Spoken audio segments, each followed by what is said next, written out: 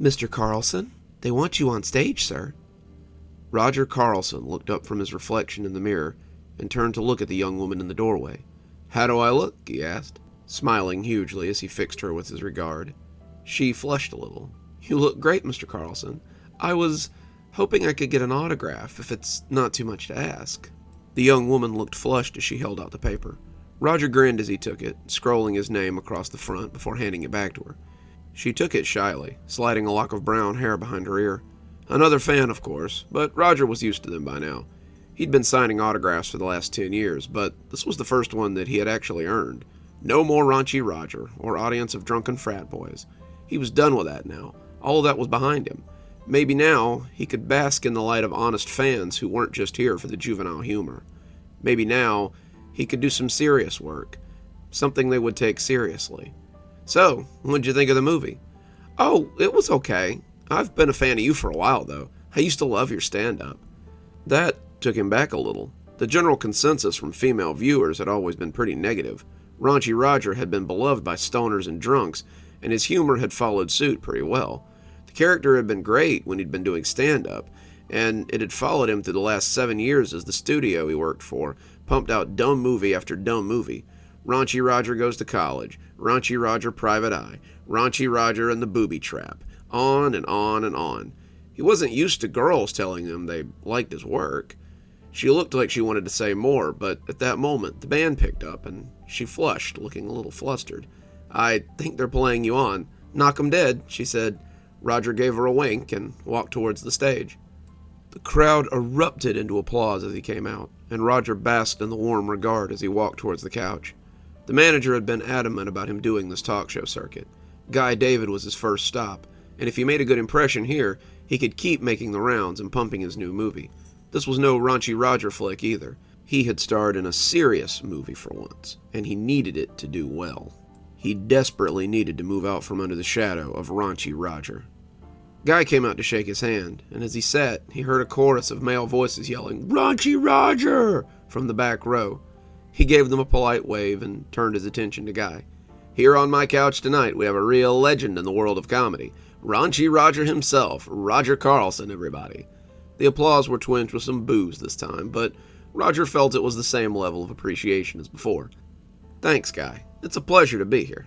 So you went from starring in a series of B-list movies that appealed to college kids and habitual drunks to starring in a major box office smash. What's that like, Roger? Guy's teeth gleamed whitely in the overheads, and Roger felt almost blinded. Guy wore the same dark blue suit he always did. His graying hair swooped back in one of those Johnny Carson imitation doos that he had worn since the first show. Guy was a relic. He had been on his show since the late 70s, and he showed no signs of going anywhere. Roger imagined that there was probably a girl or two in the wings getting ready to snipe his career, but maybe she would wait until he was done with his interview if he was lucky. It's been an amazing ride, Guy, to go from doing something like Raunchy Roger to starring in a big Hollywood picture like Carter's Promise. The crew I worked with was amazing, and it was an honor to work with the beautiful Margot Thames. A wolf whistle came from the back, and the crowd laughed. Speaking of Miss Thames, you two appear to have some real chemistry on screen. Anything there with you two? The crowd made some oohing noises, but Roger ignored them. That's called acting, Guy. I can assure you that while Miss Thames is a lovely woman, there is absolutely nothing romantic between us. That had been by design. Roger had been lying in a bathtub in New Mexico last year, mostly filled with his own vomit, and had looked up stuporously to see his agent, Claude, sitting on the toilet, with a long, suffering look and puke drying on his shirt. Roger had been time-traveling again, which was what he called it when he got blackout drunk, and he had been hitting it hard last night. He had come out of his stupor quick enough when Claude had told him that he'd been giving him CPR for the last 10 minutes. That was a wake-up call. You need to sort yourself out, Roger. I'm tired of hauling your ass out of the fire. I'm your agent, not your mother. The next time you decide to self-destruct, don't drag me down with you. Roger had cried, tears cutting through the grime and puke, and Claude had put a hand on his shoulder. Let me help you, Raj. Let me help you get out of this loop. Claude had dropped him off at rehab the same day. After 6 months of puking and shaking and going to countless meetings, he felt like he might be getting better. After 6 months, he had been ready to leave and see if he could maintain this new sober life of his. He had made a promise to himself in rehab, a promise that he would do better. Raunchy Roger was not the cause of his problems, but he was a symptom. Raunchy Roger liked to party. Raunchy Roger liked to sleep with anything with a pulse. Raunchy Roger liked to abuse prescription medication. And if he was going to get his life back together, he had to cleave from Raunchy Roger. When Claude had come to him with a script for Carter's Promise, he had made it clear that he couldn't Roger up the set. Rogering up something was a word Claude had used for ruining it, and Roger had agreed. He had drank nothing stronger than orange juice and water, kept up his workout routine, and put nothing stronger than aspirin in his body since coming out of rehab. A set would have access to the things from his past. Working on a set again would be the real test of his mettle. In the 8 months of shooting, he'd been tempted, but he had not succumbed. He was sitting here now, a better man. This is quite a transition for you, isn't it? From doing something like Raunchy Roger to a serious film like Carter's Promise. Roger realized he'd been wool-gathering and snapped out of it. It's been quite a change, but a change for the better, he said, smiling out at the crowd. They didn't clap this time, and that seemed a little off-putting. So, Glenmere Studios hasn't issued any statements on when their next Raunchy Roger movie will come out. Can you give us any insights? Roger furrowed his brow. Of course, this is why they wanted him here. As far as I know, the series is canceled. The last film will be the end of them. Several people in the audience made displeased noises, but somewhere in the back, someone laughed. It was an odd sound amongst the discomfort, and Roger found himself looking for whoever had made it. He was used to people laughing at him, but it sounded so alien at that moment. It sounded not altogether real. Guy seemed shocked. After all this time? We're talking about a series that's been going on for 7 years. Yes, well, now I'm moving on. I think we can finally put the character to rest.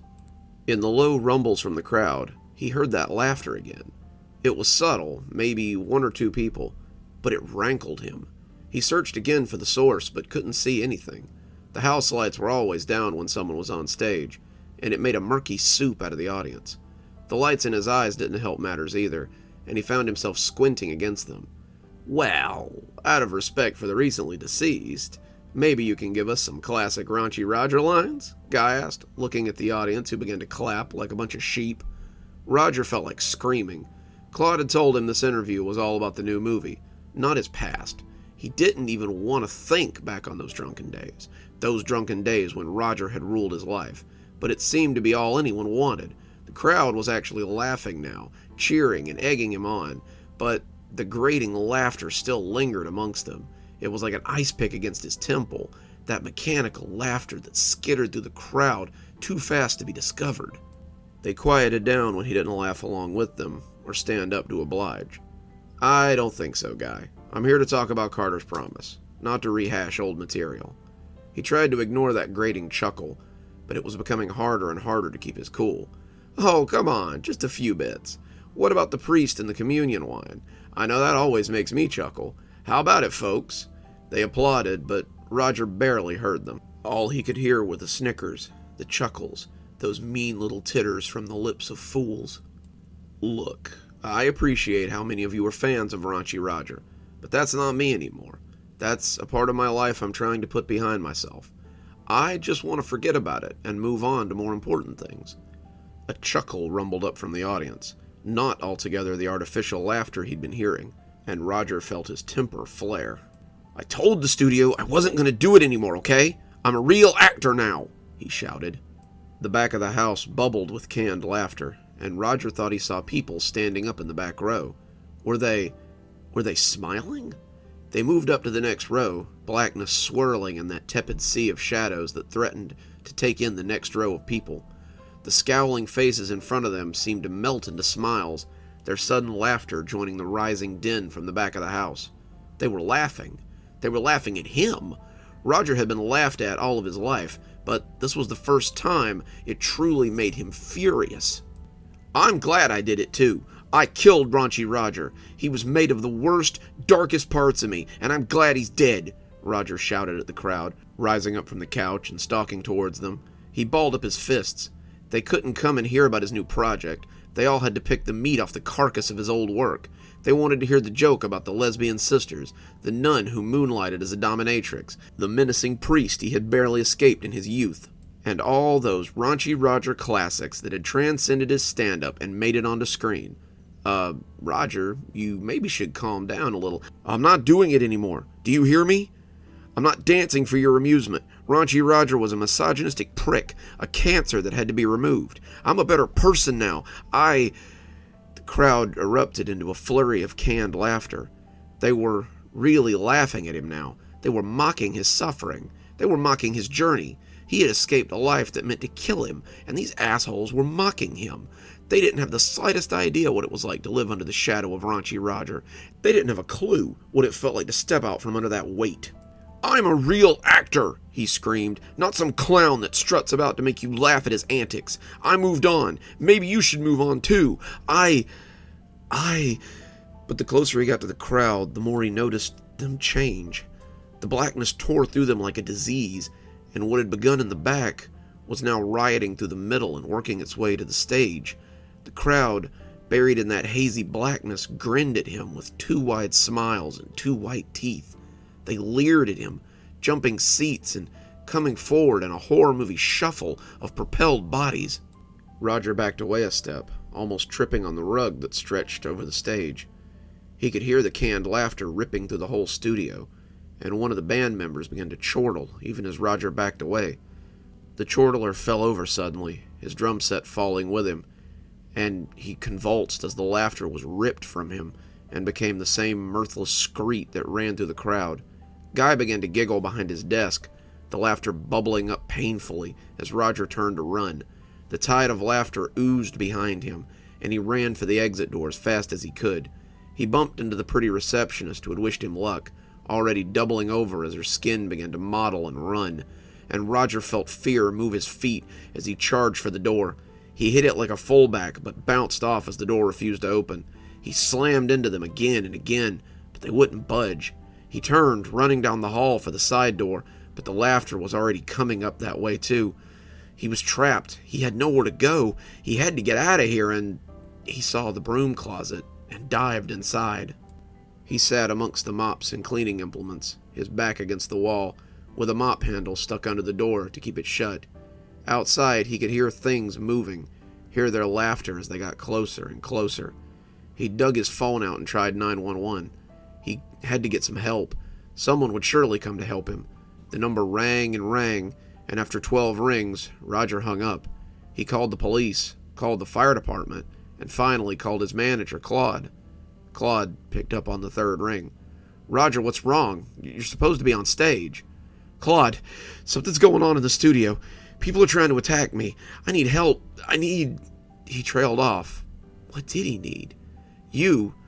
Who would be trying to attack you? You're Raunchy Roger, he said, laughing a little as he said it. Everyone loves you. Why would anyone care enough to hurt someone like you? He broke into laughs between every word, his laughter cutting and jagged as it seemed to tear his throat apart with its intensity. He howled like a beast on the other end of the phone, and Roger could imagine him gasping his sides as he laughed his life away, on and on. His laughter sounded like the lunatic chorus you hear out the asylum window. It sounded like the laughter Roger imagined you'd hear in hell. The voice that came back on the phone was very different. It was liquid, oily, but still recognizable. It was a voice he knew as well as his own. How many times had he cultivated it on stage? How many nights had he talked to himself in just that voice? Roger found himself talking to Raunchy Roger, and the realization made him shudder. Why would anyone care if you lived or died, you stupid hack? They all want me, Raunchy Roger. No one gives a crap about whatever little movie you're managing to spew out. You might as well come out and embrace it, bucko. I'm not going anywhere. His voice was backlit, overpowered, drowned out by the laughter that suddenly bubbled up from the phone, and Roger sat against the wall as the laughter on the phone matched the laughter approaching the door. He suddenly snorted and covered his face with his hands. He couldn't help it. Something about this situation was suddenly just so damn funny.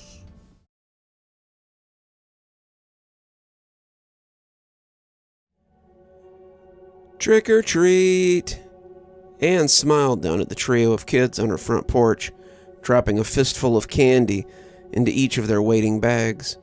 "Don't you look cute? Happy Halloween!" They had come as the Avengers. A Hulk, a Thor, and a Captain America gathered on her doorstep in search of treats. Anne had seen a lot of different groups, even a few singles, but all of them had complimented her on her elaborate yard decor. As the three superheroes gushed about how cool it was, too, she smiled and gazed out at what she had created this year. She gazed at her kingdom, but she couldn't help but look fretfully around for the shadows that had plagued her for the last few weeks. Anne had sunk a lot of time into her yard display over the years, and she hated that this year's display had a pall cast over it. Anne's yard displays were always the talk of the neighborhood. She'd spent years collecting things for each season, and as she looked across the yard of foam tombstones, moving zombies, flashing ghosts, and a nearly 20-foot-tall moving skeleton that her nephew had helped her rig up, she was pretty happy about how her graveyard had turned out. That was to say, nothing about the fog machines that added ambience to the place, and the motion sensors that brought a few of the undead screaming from their graves when someone walked too close. Despite her trepidation, Anne realized that she was already planning the additions to next year's Halloween layout. She still had plenty of black foam and spray paint, not to mention all that acrylic paint from the craft room. She could make a mausoleum to go with the graveyard, maybe even a few open caskets to dot the yard. Anne had been retired for nearly a decade by now, and it was nothing for her to spend days out in the shed as she fabricated decorations for this holiday or that holiday. The thought of going back into that workshop now, though, made the hair stand up on her neck. But she knew that she would. Anne wouldn't let anything stop her from what she loved most. She set out a spread for every holiday, that was true, but she saved her best work for Halloween. Halloween had always been special to Anne. Her mother had begun setting up their yard on September 30th every year for as long as she could remember, and her mother's spread had always been something to see. Growing up in a strictly religious family, Anne's mother had never been allowed to celebrate Halloween. I watched from the front window every year as the other kids went by in their colorful costumes and longed to be a part of it. Now, I make up for lost time by having the best yard and the best costume, she always declared proudly. She wasn't wrong either. Anne's mother was always the envy of the cul-de-sac, and her daughter had certainly taken after her in that aspect. She poured so much effort into her decorations, and as one of the kids jumped at a rising zombie, she knew that the first place prize for the best yard contest would be hers again this year. She heard the chuckling to her left, the sound rankling her as she turned to see who had snuck up on her. Who was laughing? No one should be laughing. Screaming, running, jumping with surprise. These were the things that her decorations inspired. The only laughing should come after the scare, and the chuckle then should be relieved and full of silent thanks that it had been a trick. This laughter, though, it had been merry, downright robotic, and she would see who had dared to chortle at her expert display. She felt the familiar stab of fear at the sound of that laughter too, because it was the laughter that had ultimately run her from the workshop. She had been so busy preparing for Halloween that she had nearly put it off as a trick of the nerves. She'd been working since August on this year's display, and between the tombstones and the countless undead she wanted to make, she'd been pulling 12-hour days in the workshop. This was going to be her best year yet, better than her Hansel and Gretel gingerbread house, better than her ghost pirate crew, better than her haunted corn maze even. This year, she was going all out, and she had nearly broken the bank doing it. So, when the little chuckle began to echo from the depths of the workshop, Anne had put it down to too much coffee and not enough sleep. Then she began seeing things from the corner of her eye. Just little things at first. Shadows, skittering shapes that never quite materialized. But she shook these megrims away as well. They were nothing. She would finish the graveyard and start on the scarecrows for her Thanksgiving display. She would finish ahead of schedule, start putting the corn and pumpkins and turkey up the day after Halloween, and go along as she always had. But then, as she worked late one night, she finally saw what had been dogging her steps and had yet to return to the workshop. She had heard the laughter as she was shaving another inch off the last gravestone, and looked up to see a grinning shade crouched in the corner of the little building. It was closer than she had expected, nearly in biting range of those massive teeth, and the tombstone had made a hollow thunk as it fell off the bench. She had scuttled towards the door, her heart racing as the undulating shade took a step towards her.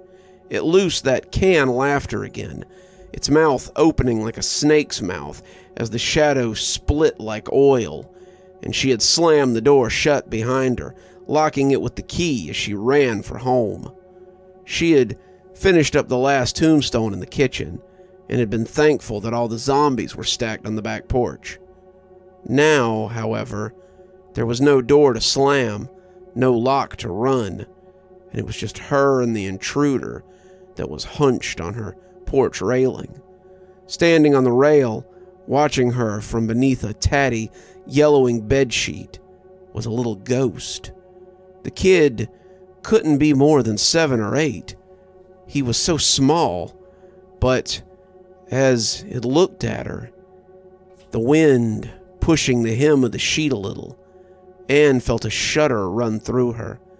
It was as if a goose had walked over her grave, and as she tried to form some kind of greeting, explanation, or anything in between, she found her thoughts sucked away like cows in a whirlwind.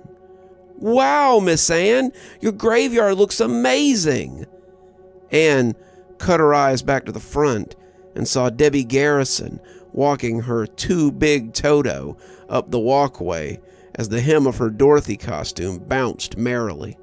She was smiling like she'd never seen the place before, and jumping in surprise whenever something rose up to startle her. Anne couldn't help but smile as she waved at the girl's mother, still back on the sidewalk with Debbie's 8-month-old brother, and when she looked back to the little ghost, it was gone. "Just a bit of Halloween mischief, I suppose," Anne said, picking up her bowl as she went to go greet Dorothy and her very large dog, too.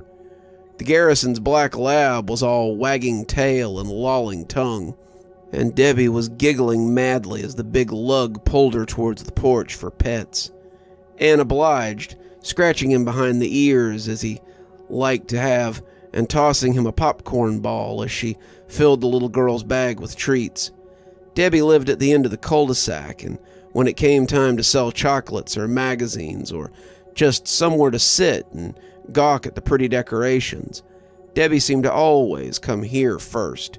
She was the closest thing Anne felt like she'd ever have to a daughter, or a granddaughter, and she was glad the little girl had come for her yearly candy haul. "Did you get a lot of candy this year, Debbie?" Anne asked, as she emptied the bowl into her sack. "I sure did, Miss Anne. Mommy and me went all over, but I wanted to come here last so I could see your cool decorations." Anne smiled. "I'm glad you did. Here," she said, shaking the other bowl over her bag. "I think you'll be my last trick-or-treater for tonight." Debbie gasped. "But Miss Anne, what if the other kids come for treats?" "I don't think they will. It's almost 9, and the other houses are starting to shut off their porch lights. If any latecomers show up, I guess they'll have to come early next year," she said with a wink. Debbie smiled, but Anne saw it morph into an O of surprise as she looked past her. "What about that one? Is he a friend of yours, Miss Anne?" Anne turned, but she could already hear the growl coming from the oversized Toto. She already knew what she would see there. And the dirty ghost child didn't disappoint. He was standing between her and the door now, hunkered over on all fours like an animal, as that soft chuckle rose in him like a cricket at dusk. Every hair was standing up on the dog's back, his hackles high as he prepared to charge. If he did, the little girl would likely be hurt, and when Anne stepped up next to her, it was as much for the protection of the dog as to hold on to its lead. "Debbie," her mother called, oblivious to what was going on a few feet away. "Come on, honey, it's getting late. Your brother's ready for bedtime." Anne had looked away for only a second, but as she turned back, she heard the growling dog become confused as the little ghost vanished back to wherever it had come from. "Miss Anne?" Debbie asked. "What's wrong? Totoro, why are you growling?" Nothing, Anne said, fixing her smile back into place. "You two run along now. We wouldn't want to keep your mother waiting." She turned, putting her back to the door, but as she waved, that laughing crept up her spine like cat paws. Anne had never been afraid within the circle of protection provided by this cul-de-sac, let alone in her own yard. But what she wanted most at that moment was to turn tail and leave with Debbie and her mother. It would be unthinkable to leave her home, a home her mother had tended so lovingly. And as she turned again to face the laughter, she was greeted by an empty porch. She didn't know what this was, what sort of spirit was haunting her home, or why, but she was less than self-conscious as she ran up the stairs and through the front door, locking all 3 locks behind her. She suddenly found that she didn't care if she had any last-minute trick-or-treaters. Anne flipped the switch and turned her porch light off, letting them know that she was done passing out candy for the night. With her back against the door, she heard the scamper of bare feet as they pattered across the porch. But to her horror, it sounded like more than a single pair. It appeared her little shadow had friends, and Anne hoped that her door would be enough to hold them. She thought about calling the police, but what could they do against spirits? Her best option was to sit in the house and keep the door between them and her.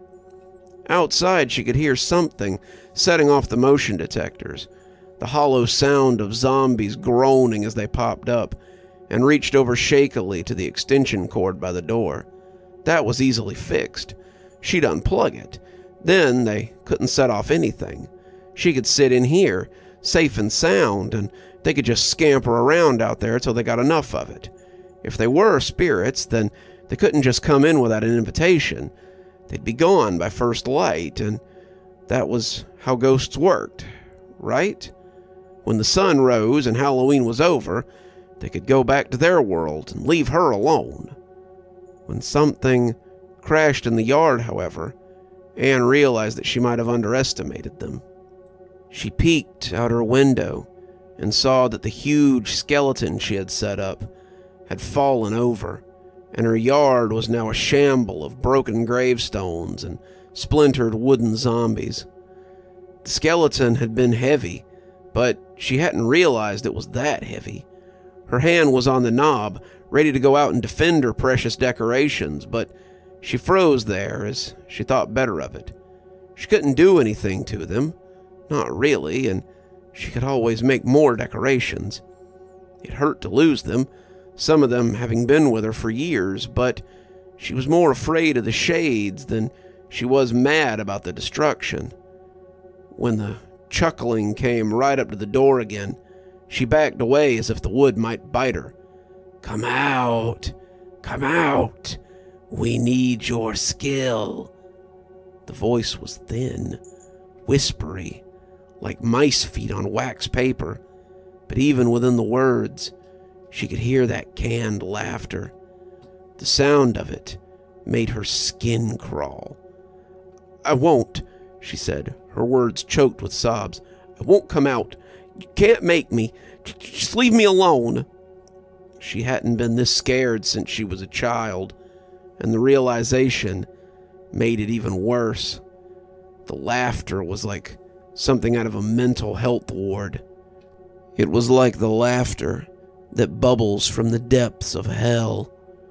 When it was cut off by the barking of a dog, she heard it swivel as if they were turning to see what had brought it on. "Miss Anne?" came a cherubic voice. "Miss Anne, are you okay? I was taking Totoro out to do his business when I heard a loud noise. Miss Anne, are you all right?" The laughter was merry, gleeful, as they discovered they had another toy to play with. "No matter," they lilted. "We'll just take her instead." The feet darted from the porch, and when Debbie screamed, it was cut off suddenly by a small and hesitant laughter. Anne felt her breath hitch as it grew in volume. The girl moved to merriment by the laughing shadows. No, not Debbie. They could take her serenity, her security, and her decorations. They could invade her yard and her workshop, but she wouldn't let them have that little girl. She was out the door and onto the porch as the laughter took on a choking quality, and she could see both Debbie and the lab lying on the sidewalk and writhing with laughter. Debbie was clutching her throat and gasping for air, trying to breathe past the laughter and failing. The dog, the one with the odd name she could never remember, well, she had never heard a dog laugh before, and it was clear that the vocal cords of the animal were not set up for it. It made a soft, chuffing sound, like sneezing but higher pitched, and it too seemed to be struggling to breathe. The shadows that stood crouched around her looked up when Anne shouted at them, and their smiling, gleeful faces made her all the madder. "Stop it! Stop it! Stop hurting them! Leave her alone, and I'll do whatever you want. Take me instead, but leave her alone. She's just a little girl. She has her whole life ahead of her. Stop it!" Anne was crying by then, fat, ugly tears that ran down her face. But when one of the creatures lifted her chin with a dark finger, she felt a chuckle bubble up through the sorrow, like water from deep within the earth. "Come with us, then. We need your help," it rasped. My help?" she said, the laughter becoming infectious. "Yes. We will need sets and costumes for the show. You will find your talents are in high demand." Debbie had stopped laughing, lying so still on the sidewalk that Anne thought she might be dead until she saw her breathing. She nodded, getting up as the laughter gripped her like a fist. She went laughing into that dark place, and her disappearance was quite the neighborhood mystery for years to come. It seemed that the gallery got their trick-or-treat that year, and they were merrier for it.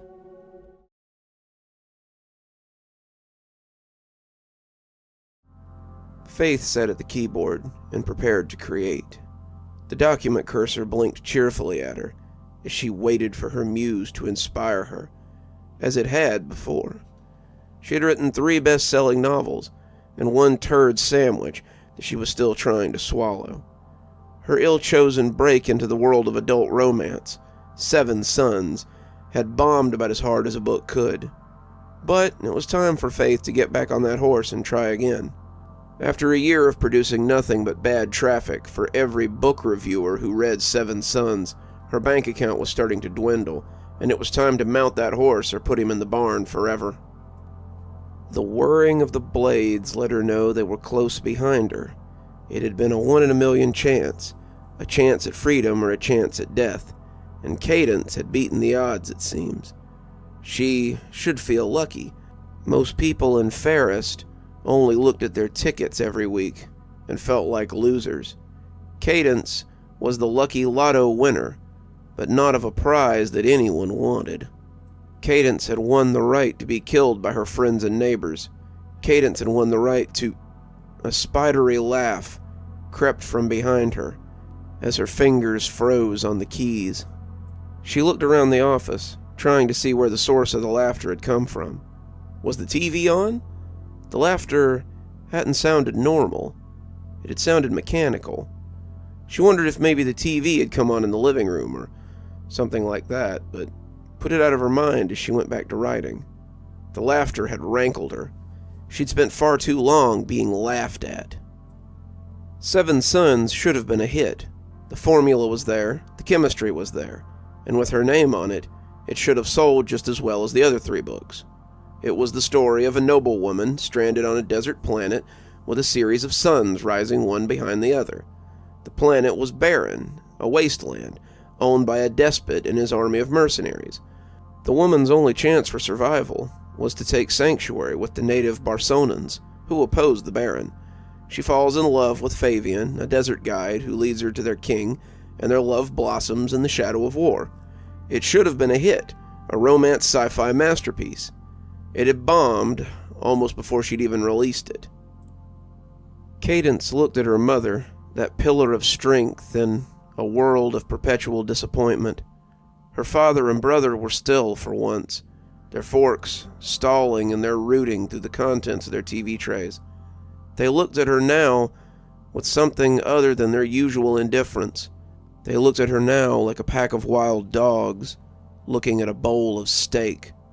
They knew what killing her would net them, and they didn't care about the ties of blood that bound them.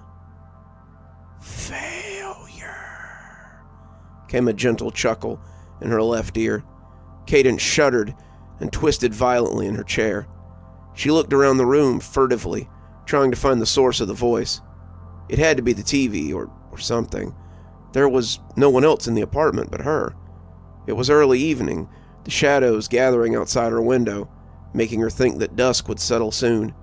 She'd only been up a few hours, preferring to write at night. What use did she have for being awake during the day anyway? Just one more reason for her editor to yell at her. This was all her fault anyway. She was the one who had suggested trying something different. They had been at lunch when she told her about her intentions to write a romance novel. They were sitting in Louie's, out on the patio, and Joyce had asked her if she'd thought about her next book yet. This was back when she was still the golden child of Norma Publishing, her 5 years on the New York Times bestseller list still fresh in their mind, and Joyce had been wild to get her next bestseller. "A romance novel?" she asked, squeezing lemons into her tea. "It's not really your thing, but it couldn't hurt." "Well, I was thinking of doing something in a romance sci-fi, but with more of an emphasis on the romance." Joyce nodded, the ice cubes clinking in her glass. "Well, it doesn't sound too bad. As long as you can write a romance as well as you can write science fiction, then I'd say we should have another hit on our hands." Turns out, Faith couldn't deliver in the end. "Run, Cadence!" her mother shouted, and Cadence felt her feet guide her back towards the kitchen. As her father lumbered to his feet, the TV tray spilling onto the carpet, Cadence heard his feet tangle in the tray as he went down. Her two brothers, boys she had helped raise while her mother was at work and her father was in an inebriate coma, came lumbering up as well, and she threw the kitchen door back into Brett's face as he ate up the carpet with his runner's legs. He made a sound like a tapped keg of beer and stumbled back, but Travis shoved the door and was in the kitchen before she could escape out the back. Cadence cried out as she struggled with the locks, tears streaming down her face as she expected to be caught in Travis's hands any minute. She shuddered as that scrabbly laughter scuttled across her eardrums again. She looked over at the window, but knew it was closed. Besides, no one laughed like that. No one except the audience in sitcoms. The laughter was fake. Fake as her blonde hair. Blondes sell more books, Joyce had said, so her muddy brown hair had become a dazzling blonde. No glasses on any of the book jackets that bore her picture either. The contacts changed her eyes from green to blue, and thus Faith Moore became Faye Moore, with nothing but a little makeup and some well-placed deception. No one except the people she'd gone to school with knew what she looked like. No one besides the people she'd gone to school with ever laughed at her. Cadence heard the grating of wood as someone grabbed the chair from the table. "No good," said that spidery voice, but she ignored it. She yanked at the door again, but realized that the second deadbolt was still on, and twisted it fervently. She gritted her teeth against the laughter of that make-believe audience, her life beginning to feel like a bad Friends skit. See Phoebe struggling to write something. See Rachel bent over a spreadsheet as she worked.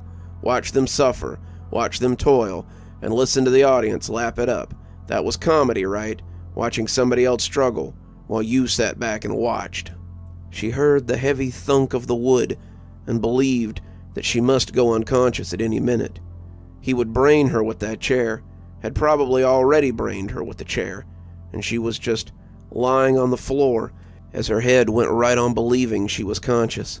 She would wake up in the less-than-loving arms of the Lottery Commission, if she ever woke up at all, and that would be all for her less-than-impressive 20 years of life. She caught the dark spot out of the corner of her eye, that cradle of darkness, and imagined that she could still see something hunched there. What was it? She didn't know, but she felt certain that she would feel something watching her from there. As the night came on outside and the shadows stretched into true darkness, Faith became more and more certain that something was watching her from that pocket. Was it making the laughing noise she was hearing? Was it what she was afraid of now, as she sat working on her manuscript?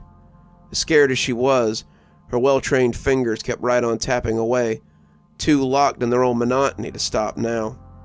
They called to her, these creatures of darkness. They wanted her talented hands, her nimble mind, to write for them an opus. They needed her, but she was afraid. Faith feared what lay within that darkness, that soupy moor of uncertainty, but as she denied them, she only stoked their desire for her. Their trade was fear, their nourishment hopeless mirth, and they needed her smiling face to... Faith had been watching the darkness and not paying attention to her fingers. She growled as she erased what she had written, returning to the story of Cadence and her unlucky lotto night. What the hell had that been? Faith had never written anything like that in her life. Heck, her sci-fi was even considered a little too dystopian to really fit the genre. She wrote stories about heroines in their late teens who subverted expectations and toppled greedy hegemonies, the usual soulless crap that readers 25 to 35 ate up and told their friends about. That had been the problem with Seven Sons, she now realized too late. The audience didn't want a love story. They wanted the same cookie-cutter situations that Faith, or rather Faye, always brought them. Leave the horror for the guys like King and Kuntz, and leave the romance for paperback sections at grocery stores. Faith knew her place now, and she wouldn't be sliding out of it again. There had been a time, though, hadn't there? Faith put it out of her mind as she typed, but it refused to lie down. There'd been a time when she'd stepped into that darkness, a time that she didn't like to think about, because it made her feel strange. "Come on," Travis said, and Cadence realized he'd been pushing the back door open as she sat cowering. "The chair won't hold for long. If you're gonna run, now's the time." Something was in that shadowy corner.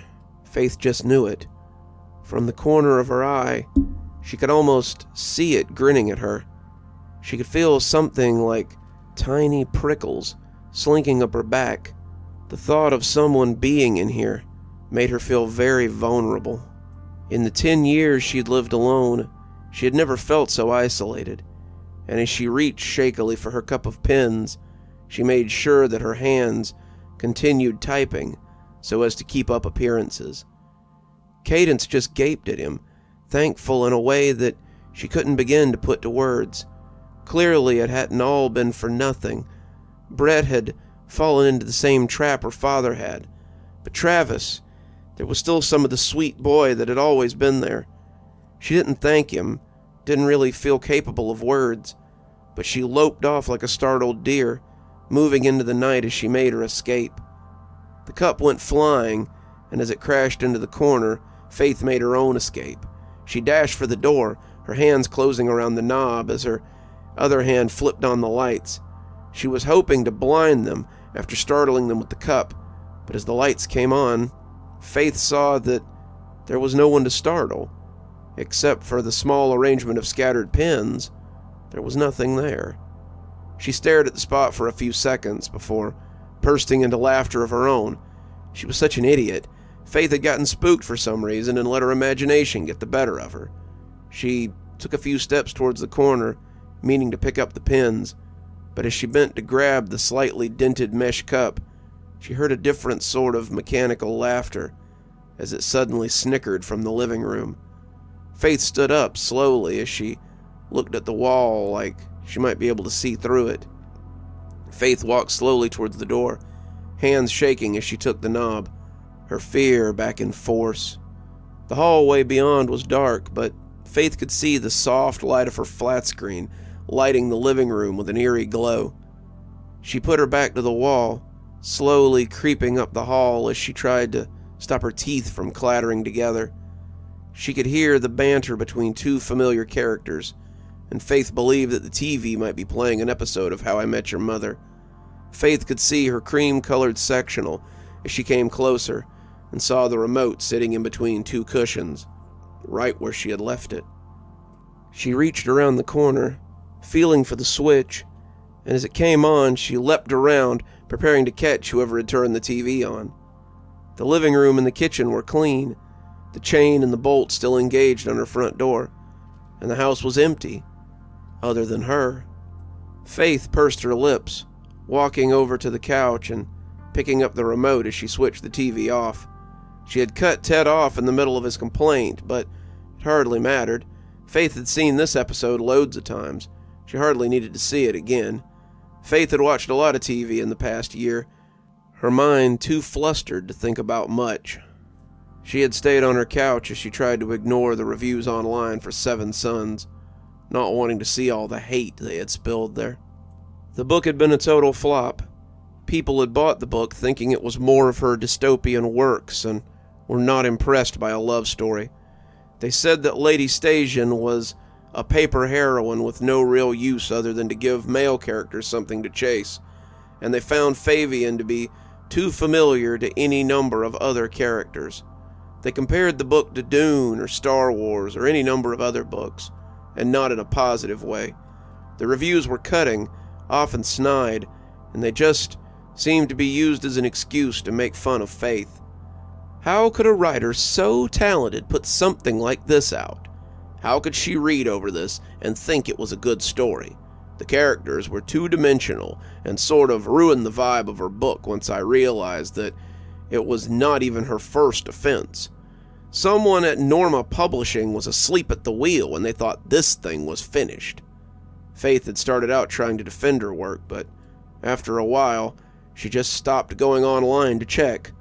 Joyce didn't seem to mind her going to ground. Her reputation at Norma had soured a little, though they could still take some of the responsibility for the book. They had published it after all, and a lot of Joyce's frigidness seemed mean-spirited. Faith shook out of her funk, finding herself just sitting and staring at the dark TV, and got up as she prepared to get back to work. Joyce would change her tune once she had sent out her latest work. Lotto Night would be her return to the written world, at least for something rather than scorn and laughter. When she got back to her desk, however, she was in for a surprise. Her manuscript was gone. The document she had left open was closed, and the file was nowhere to be found. She searched the desktop, the trash bin, and the folders on her desktop, but couldn't find anything. There was no trace of it. There was nothing there, all except a new document that she couldn't recall having seen before. The title was The Old Manuscript. Faith clicked on it, certain it hadn't been there when she started looking. The longer she read, the more she came to doubt that she had written it. These were things that Faith hadn't thought about in years.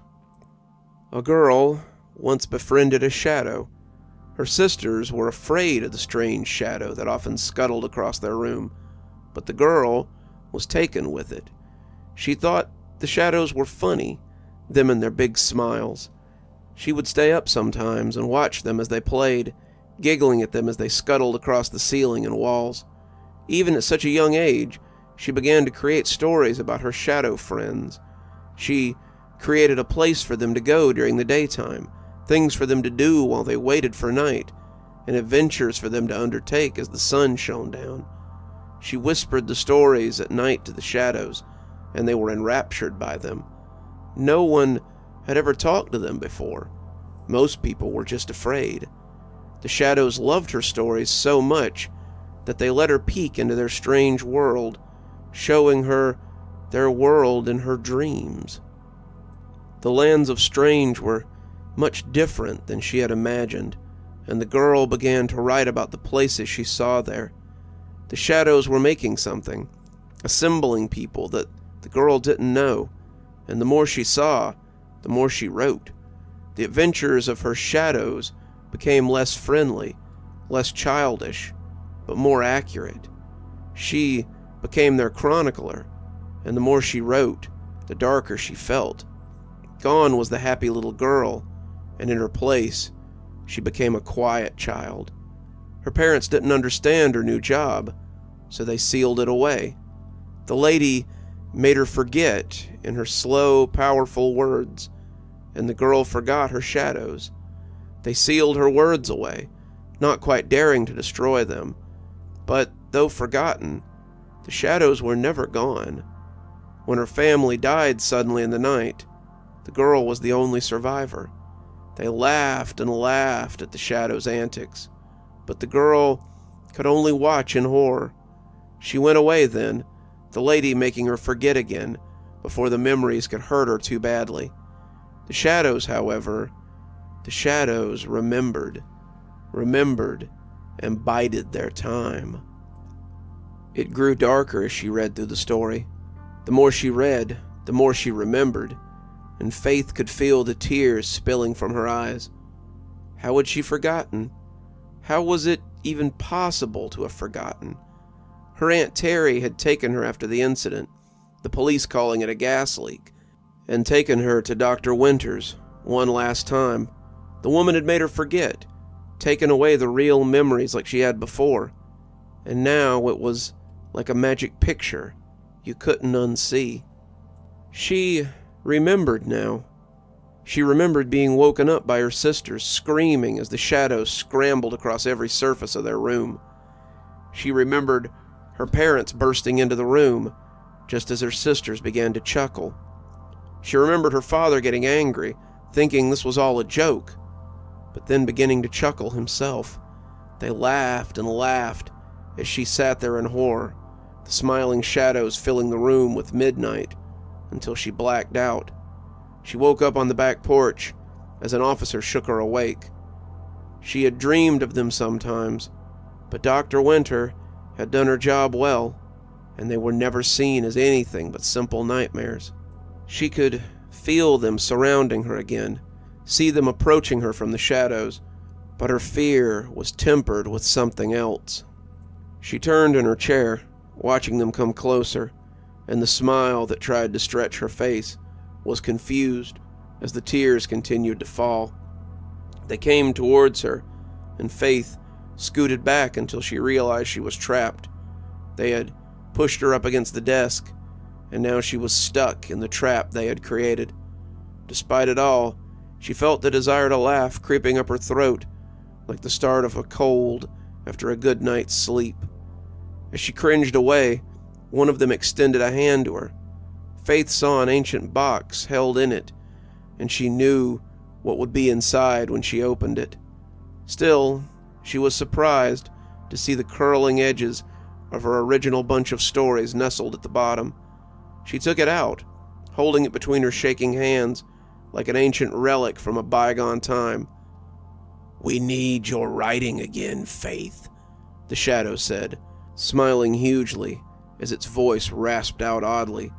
"There's a project that we need your beautiful mind to see to fruition." Faith tried to answer him, but her words were lost amongst the racking laughter that scuttled up her throat. Her laughter sounded odd, brittle, like the laughter you heard from the windows of an insane asylum. It sounded like the laughter you'd hear rising from the pits of hell. The laughter wouldn't stop her, though. Quite the contrary. Faith chuckled as she wrote, the smile hurting her mouth. Who cared about suns and desert planets and dystopian teens and their problems? Faith had a higher calling now, and the laughter must be served.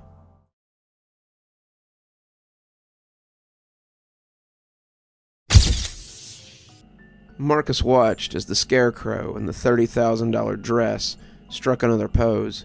He had never quite been able to believe how much he made just by taking a few pictures. He'd been photographing since he was very small, and it was something that he had always loved doing. His mother had a framed picture of him from when he was 2, his pull-up hanging down to reveal just a hint of backside, as he took a picture of a cardinal in their front yard with his Sesame Street camera. She liked to say that that chunky yellow camera had been the start of his whole life. "You took it everywhere with you, Mark. We finally had to hang a lanyard off of it so you could wear it around your neck and wouldn't drop it so often." The camera he was using now was probably more expensive than his mother's monthly mortgage payments. Or they would be, if he hadn't paid her house off a couple of years ago. She had been so worried about how she was going to pay it off after his dad had died, and it hadn't been that much in the end. Marcus was glad to do it for her. His mother had always been his biggest fan, and the biggest supporter of his work. Whether it was the fridge door or the cover of Vanity Fair, she was always there. Marcus blinked as he took the next picture, pulling the camera back a little as he looked over the display screen in the real world. "Something wrong, Marky?" asked Sandra, glancing around like Marcus might have seen something on the set. Marcus licked his lips, rolling back to the last photo and checking the picture. He could have sworn he'd seen something, some dark smudge or something, but it was probably just a flash burn. Little spotting was a normal price to pay for success, but that had been strange indeed. He'd seen the spot before, but never like that. "Nothing, Sandy. I think we got enough for today. These are going to look great on your spread for Cosmo next month." Sandra laughed, walking daintily so she didn't stumble coming off the set and damage her offensively expensive dress. "For the price, they better be," she said, lifting her arms so he could unzip her. "Hey, those are friend prices. Imagine what I charge for people I don't like." She laughed, slipping the check into his shirt pocket. "Can't believe the most sought-after photographer in L.A. dresses like someone's dad out for a day at the beach." She shook her head as she said it, as if Marcus was committing the most heinous offense by just existing. Marcus looked down at his khaki cargo shorts and his polo shirt. He didn't see anything wrong with them. They were timeless, they were comfortable, and they reminded him of his Uncle Sean. Uncle Sean had given him his first real camera and had shown him how to get the best shots. Uncle Sean was a wildlife photographer, and Marcus wished he had the guts that man had. He supposed that starlets could be just as likely to eviscerate you as a lioness, but the biting remarks usually left less trauma behind. "I like them," Mark said. "They look more comfortable than that thing." She folded the garment delicately across her arm, chuckling at him as she reached for her garment bag. "True, but this is fashion, and fashion is always worth a little discomfort." Marcus followed her out. Sandra was his last client for the day, and he wanted to close up shop so he could do something a little less flashy for a while. He stopped before turning the lights off on the set, though. Something had scuttled across his nerves, and he was looking for the source of the noise. Had it been laughter? It had to be Sandra, the echo of her chuckle, but this had sounded different. This was like that awful laughter you heard in the sitcom, the kind that made him want a mute button, just for the sound. "Coming?" Sandra asked, standing by the door to his studio as she lingered there. "Yeah," he said, clicking the switch and heading out behind her.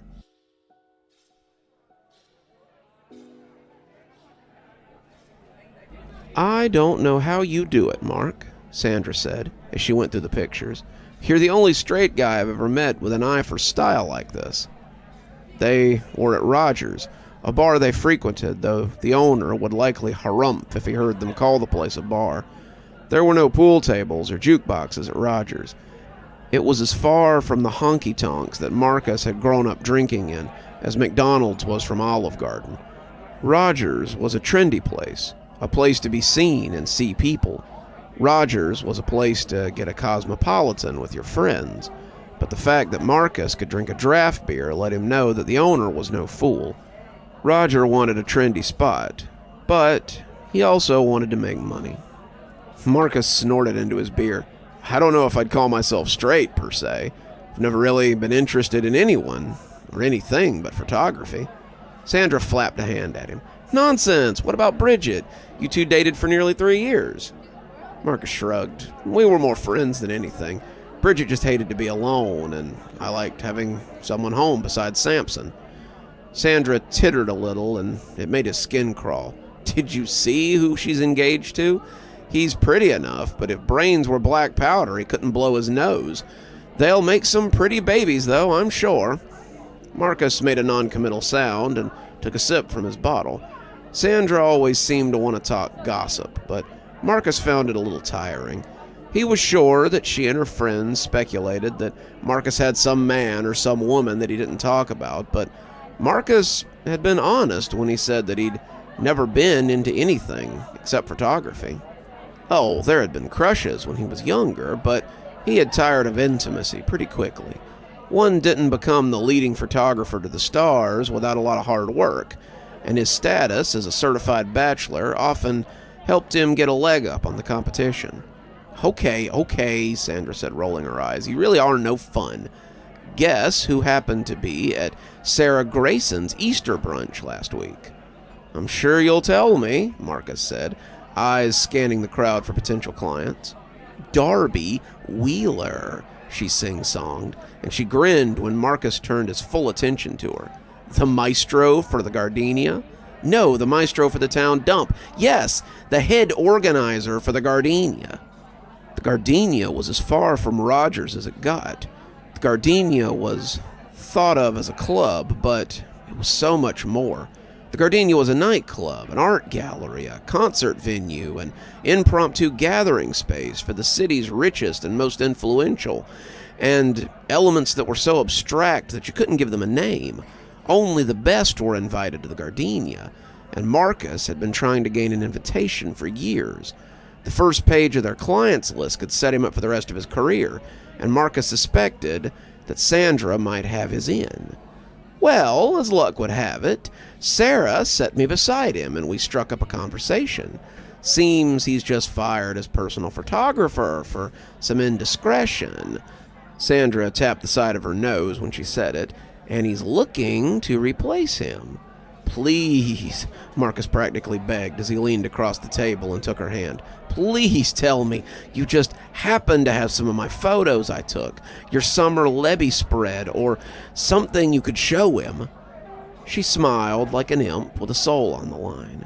"Just so happens I had the ones you took for my Corman Winter show.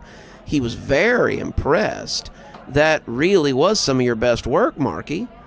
"And?" Marcus prompted, squeezing her hand but trying not to crush it. "He said he wanted to see more. He's expecting your portfolio on his desk, and I wouldn't dilly-dally. Some lucky photographer is going to get the job of a lifetime, and it really should be you." He released her hand, feeling a mixture of elation and dread settle over him. Darby Wheeler. This really was the opportunity of a lifetime. Not only could Darby set him up with the Gardenia, but he could get him into every event the Gardenia hosted. His work would likely be displayed in their newsletters, on their website, even in their gallery if he submitted it. This was huge. Darby didn't pay less than 5 figures for dress socks, and God knew what his personal photographer made. Marcus had to grab his bottle as he stood up, shaking the table in his haste. "Careful!" Sandra shrilled, grabbing her own drink. "I want to sip this, not wear it. I got to get my portfolio together. I got to find my best shots, the perfect spread. Sandra laughed. "Settle down, Marky. He won't give the job away overnight. It's Friday, and the old man won't even be in the office till Monday. You can... Then it needs to be perfect by then," Marcus said, finishing the beer in a single long pull and heading for the door. Sandra sniffed, looking a little miffed, before he returned suddenly to kiss her cheek. "Have I told you lately how much I love you?" She grinned. "No, but a girl never gets tired of hearing it, so feel free to say it more often." Marcus put his head in his hands as he went through his portfolio. Nothing here was good enough to present to someone like Darby Wheeler. He'd done all manner of events, catwalk shows, celebrity photo shoots, but Darby had probably seen all this before. He needed something new, something different from the rest. Everything here, even the stuff that the others had raved about, seemed so bland and uninspired. What did he have that would set him apart? He jumped suddenly, a sound raking across his nerves. He looked at the TV, trying to see if he'd left it on, but the flat screen was dark, and the remote was laid neatly on the coffee table, where it always was. Still, he walked over to it, just to be sure. The sound had been very distinct, the laugh track for some network schlock that wasn't funny enough for a live audience. Marcus didn't watch shows like that. They just didn't hold his interest, but the sound of that canned laughter had definitely been what he'd heard. He looked at the TV like it might suddenly turn on, but as it stayed dark and quiet, he went back to the desk. His studio apartment made the trip nothing too rigorous, and Marcus liked the Spartan space that he'd made his own. He had folded screens around his bed, a corner for his free weights with rubber mats over the hardwood, and a small kitchen area where he did a lot of cooking and reheating. Marcus had wrapped his hand around the back of the chair, preparing to draw it out, when he heard the same mechanical chortle and turned back to the living room. He had never really thought about it, but the sound made him intensely angry for some reason. It felt like, in this case, he was the joke, and whatever was making that noise was laughing at him. Marcus didn't like to be laughed at. Made him feel small again. Marcus's childhood hadn't been untouched by strife, as any kid who grew up with a love of photography could tell you. It had gotten better in high school, his pictures at sporting events really standing out in the school paper or the yearbook, but Marcus had still contended with bullies. The bullies didn't care that he was a gifted photographer. They didn't care that he was better at 12 than they would ever be, that he would live a rich life that they could only dream of one day. They only knew he was different, and they hated him for that difference. The laughter came again, and suddenly it sounded like Freddie Hinkle, a kid who'd been dead for about 10 years now, after a motorcycle accident. "Nice camera, Gaylord. Gotta go take a spread of the men's swim team for later?" Marcus furrowed his brow, wondering what the source of this was. He shut the windows, thinking maybe it was something from outside.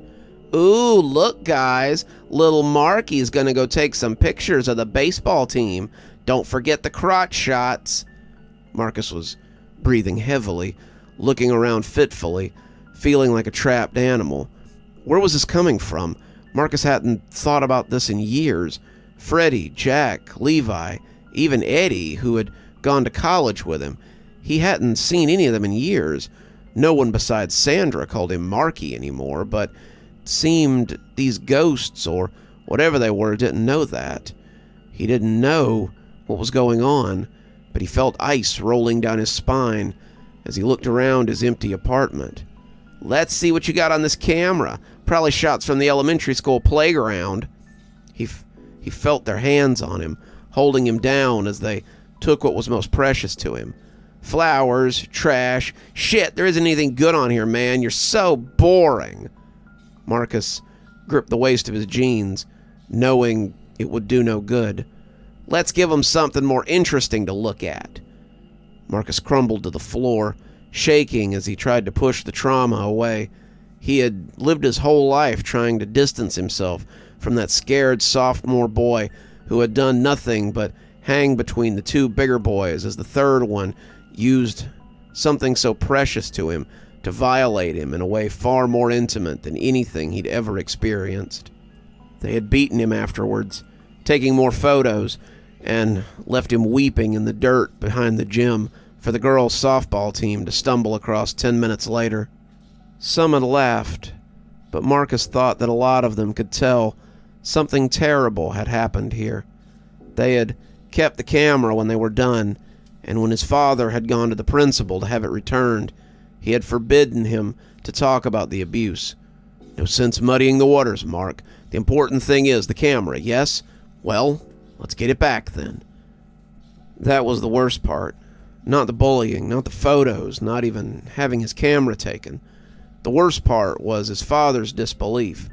He didn't want to believe that someone could do something like that to his son, would rather sweep it under the rug than believe it, so he told himself that Marcus was just blowing it out of proportion.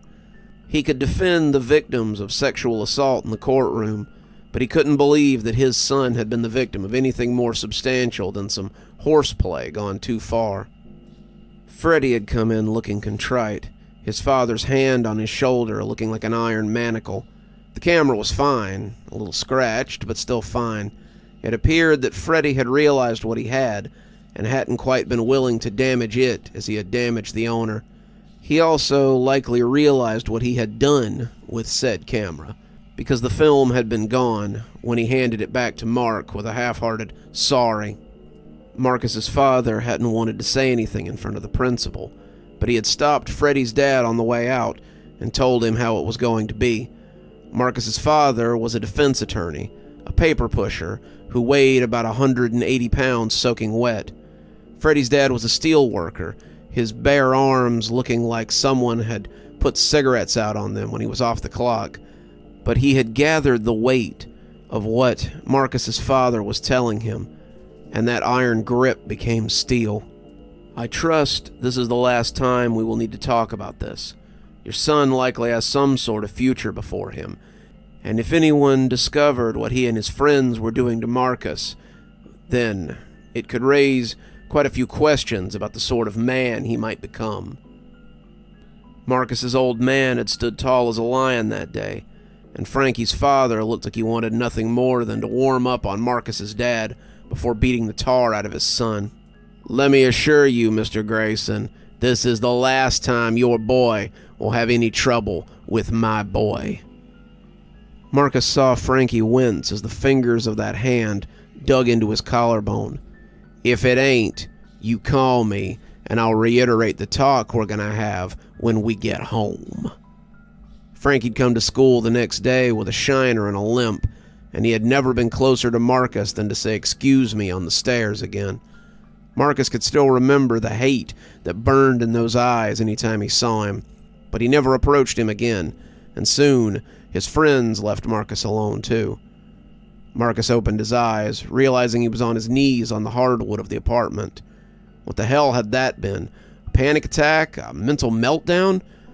Marcus didn't know, but as he stood up, he heard that rustle of laughter again, and no longer felt as safe in his apartment as he usually did. He grabbed his laptop and his coat, remembering to scoop up his phone as he walked to the door. He would go to the studio, he would get his work done, and he would assemble his portfolio, and he would get the hell out of here. The chuckling seemed to follow him all the way into the hallway, but it seemed to leave him alone as the door to his studio closed behind him. Are you sure you're okay? Marcus shook his head, trying to orient himself as he took the shot. Even at his worst, the shot was still perfect, and Marcus had to marvel at the way his muscle memory came into play. His shots were spot on, his delivery perfect, and as he reached for his espresso, he knew it was the mind that ran the talented hands that was failing. He had worked until first light, finally slumping over his desk as he finished the portfolio. When his phone had rung at about 9:30, he had come shakily awake to see it was the alarm to remind him of his 10 o'clock appointment. He had just enough time to get the studio ready and rush down to Casterly's for a cup of something strong and dark. The triple shot of espresso was bitter, but it was helping him to stay upright as he finished the shoot with little Miss No Name. Miss Up-and-Comer here had a rich daddy, though, and Marcus needed to pay the bills. "Yes, ma'am. I'm not about to let a late night get in the way of your order." Marcus blinked rapidly, not sure he had seen what he thought he had.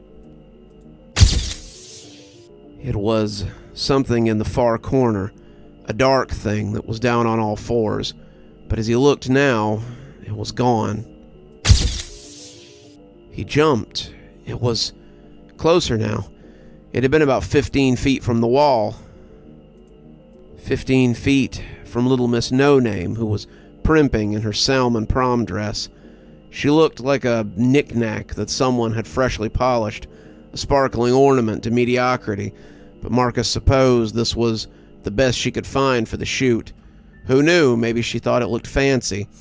She was looking at him strangely, probably suspected he was on drugs or something, and when Marcus lifted the camera again, he felt his hands shaking. The monster was right behind her, its grinning face preparing to bite as Marcus bellowed out a warning. "Look out!" he said. When he heard the angry crunch of glass, he realized he had dropped his camera. He was holding a hand out, reaching for her, but the monster was gone. "What are you talking about?" she said, spinning in terror as if expecting to find something lurking behind her. Marcus glanced around, not sure where it had gone, but he realized that his client likely wouldn't be back after this. One of the best or not, he didn't get return business scaring the crap out of girls who were barely out of high school. "Nothing," he said, his tongue sliding over his lips. "I thought I saw something, but I must have been mistaken. Please, let me get you to have a seat in the green room while I get the samples ready. Help yourself to an Evian water, and I believe there might be some sashimi in there if you're feeling peckish." That seemed to brighten her mood a little, and he had no doubt that the girl would snarf the sashimi that he had brought for lunch the day before. Whatever, he thought as he went to check his camera. Her father would pay him enough to buy a sushi boat if he wanted it. He was more worried about his camera, and he was afraid of what he would find when he checked it out. He was relieved to discover that it was only the attached lens that had a crack, a single jagged bolt that ran from corner to corner. The camera itself looked undamaged. That was good, because Marcus wasn't really looking forward to replacing a camera today. He bristled as he heard that chuckle again, the same rankling laughter that had assaulted him in his apartment. Were these creatures the one who had stalked him there? Marcus lifted the camera, his hands shaking as he snapped a picture. In the flash, he saw the grinning face of the creature as it hunkered inches from his, just waiting to pounce. Its teeth were bared, its grin most fearsome, and Marcus scuttled back on his backside as he tried to get away. The creature was flash-burned onto his eyes, the image frozen there by his fear.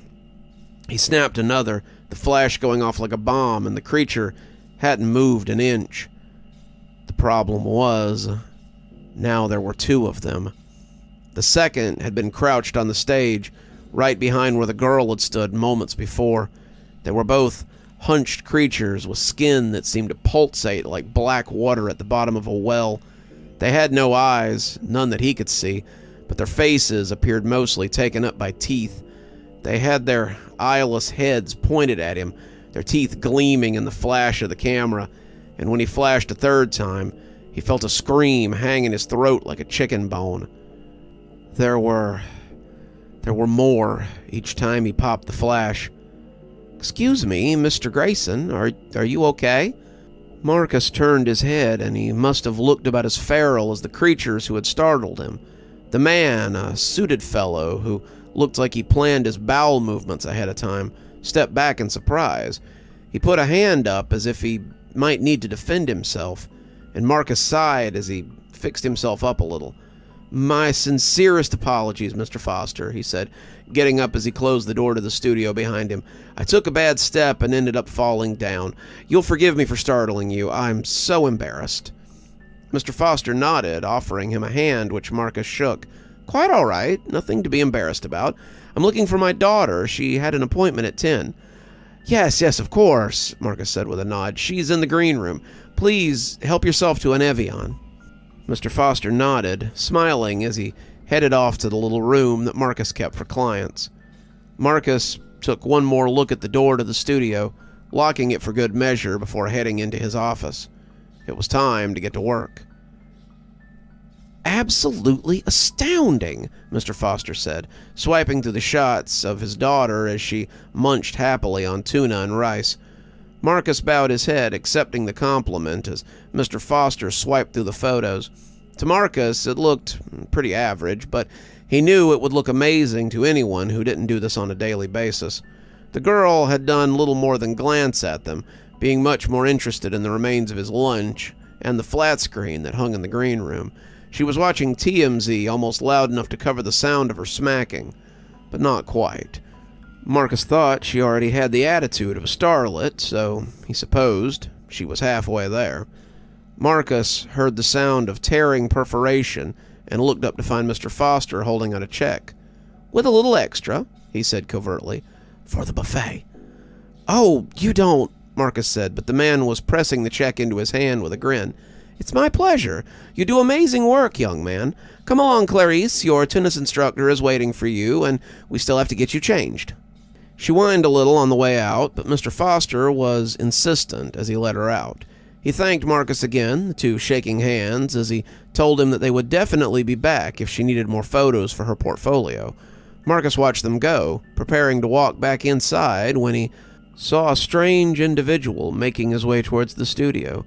The audacious figure looked like he had straddled the line between an upscale pimp and a shabby don. He wore a pinstripe suit with a matching bowler hat, a pair of oversized driving glasses blocking out the sun that the hat failed to get.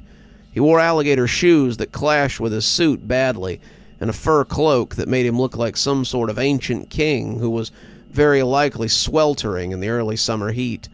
The sound of his cane, as it talked on the concrete, reminded him of the birds around their home when he was a kid, the ones who smashed snails in the garden wall for tasty treats that lay within. "Marcus Grayson?" the man asked, his voice rich and cultured with just the slightest hint of a European accent. Yes, sir, but it's appointment only, and..." "Oh, I'm not here for pictures, son. I'm Darby Wheeler, and I've spent all morning being told how I just must meet you. May I come in? It's very hot out here, but fashion requires a certain amount of suffering." Marcus was speechless. Darby Wheeler, at his studio. "Marcus, I said a certain amount of suffering. If you leave me out here much longer, you will need a snow shovel to clean me up." Marcus snapped out of it, apologizing as he showed him inside. He started to take him to the studio, but instead he brought him to his office. The green room still smelled of sushi and Midwestern dreams, and he was afraid that it would offend Darby's sensibility. His office was a little cluttered, but it would be easier to conduct business there. "So, what brings a man of your stature to my humble studio?" "Oh, fate, destiny, or more likely it was the constant stream of compliments from your friend Sandra Neesmith. She's quite fond of you, and if you were thinking of proposing, I would do so before she bursts." Marcus laughed, almost certain that he had guessed who had facilitated this. "She and I were seated near each other at today's Citizen of the Arts delegation, and she gushed the whole time about your work and how much of an asset you would be to my projects, and on and on and on. I ignored her for the first half hour, but after 2 or 3 hours of listening to her tout your praises, I had to come and have a look for myself. I must say you are very humble." He indicated Marcus's jeans and ratty t-shirt. "But I am aware of the eccentricities of your breed. So show me your work and let's see what all the fuss is about." Marcus could have kissed Sandra and strangled her at the same time. She could have warned him, could have let him prepare for what was coming. As it stood, he had only what he had pieced together the night before, and as he pulled the tablet off the table and scrolled through the appropriate collection, he felt mighty unprepared. He had grabbed his best, the best of the best, the pictures that stood out to him as worthy, but it all seemed so pointless now. Had he thought these were good, he wondered? Had he really thought they were the best he had to offer? As Darby scrolled through them, Marcus felt his stomach fluctuate. It was all so shallow. Why had he shown him these? They were all so common, so mundane, so... "Your friend did not lie, it seems," Darby said, nodding his head as his eyes stared eagerly from behind those thick glasses. "You have a gift, boy. If the last photographer I had on retainer had been half as good as you, he could have done all the blow he wanted. Do you have any such proclivities? Are you a doper, a boozer, addicted to medications?" Marcus shook his head. "No, sir. I enjoy a drink, but rarely to excess. I haven't done drugs since college, and then it was just a little weed. As for medication, I have some muscle relaxers in my medicine cabinet, but I only use them when I have a spasm." Darby quirked an eyebrow, and Marcus saw they were cut very aggressively. "Are you a sex pest? Perhaps you have a proclivity for children or animals?" Marcus wanted to be offended by the question, but he found himself shaking his head instead. "No, sir, I have a sneaking suspicion I might be an asexual, but I've never given it much thought. The work has been the only thing I've ever been attracted to. I love being a photographer, and it's what I've always wanted to do.